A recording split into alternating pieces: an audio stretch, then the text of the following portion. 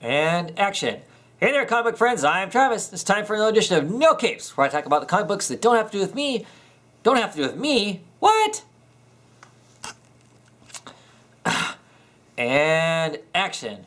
Hey there, comic book friends. I'm Travis. And this is another edition of No Capes, where I talk about comic books that don't have to do with superheroes, and or Ethan doesn't read them or doesn't review them along with me. This is for the books of the first week of December, so that's December 3rd, December 5th, somewhere around there, right? And right off the bat, I'm going to talk first about Hellboy, issue 5. And this is Hellboy in Hell, issue 5. The Three Golden Whips. This is a classic Hellboy type story in the fact that it is a single issue story, basically. You don't really need to know that Hellboy is in hell. He is. He meets a person who's had their own experiences. They're there. He kind of goes along with them and kind of helps them on their journey and learns something about himself, potentially, why he's helping them on their journey. And an incredible book in the fact that, of course, it's Mike Mignola doing all the artwork through it, Dave Stewart on colors, so you know the artwork is just incredible. These just absolutely perfect dark images that just work so well for the Mignola universe and Mignola's art in particular. Gorgeous, gorgeous stuff. Interesting story, not riveting, but cool. But the imagery of it and the ideas that's somewhat portrayed are just, just outstanding. Like I said, it's Mike Mignola all the way through. Really great. One of the good things about this is issue 5. They were waiting for issue 5 to be produced before they could make the trade of this. So if you're waiting for the trade of Hellboy in Hell, here you go. You'll be able to jump on that now because that should be out, I would think, fairly soon. Dark Horse does a pretty good job of staying right on those things. It's about a guy who basically sells his soul briefly and then has to come back. Will not come back, but fight to keep his soul so he can just, when he dies, that he actually goes to a resting place instead of having this demon holding his soul. And it's a good story. Great Mignola stuff. And I make this quick because I think my battery's about ready to die. So, Six Gun Gorilla. This is the final issue. They kind of sum things up. I don't mind where this thing ends at. The last issue I thought was a complete mess.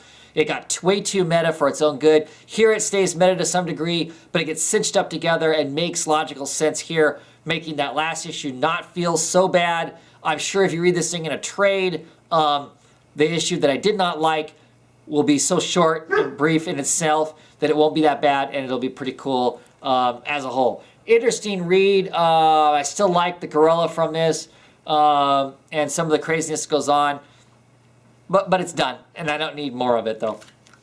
Unlike some of the other independent books that have come out that I'm really happy that went on to be something, or I wish would go on to be something else, I don't need this to be anything else. Hinterkind, kind of waiting to talk, waiting for the disembodied voice to read this to see what her opinion is of it. I think I'm going to be done reading this book. I love the cover. Cover's awesome. I like the concept of this book, but my problem is that the bad guys are too much like us, too much like humans. I want them to be something more alien, have different motivations and different understandings of things, and I don't get enough in this book of that, and that's what I was hoping for as far as that sort of thing goes.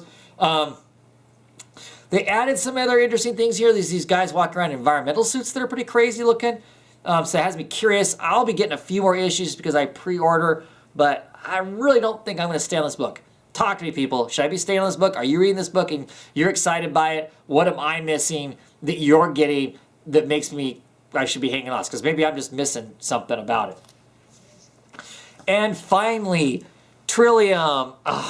Issue number 5. I wondered how we were going to get this after the last issue was the end. We get kind of a role reversal, swap life kind of a thing in the aftermath.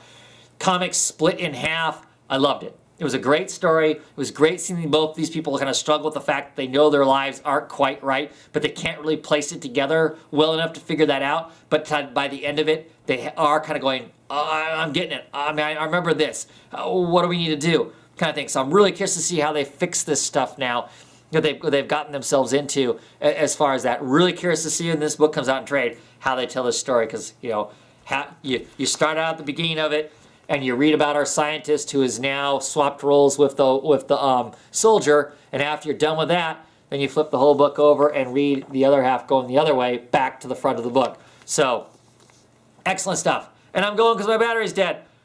Bye, everybody.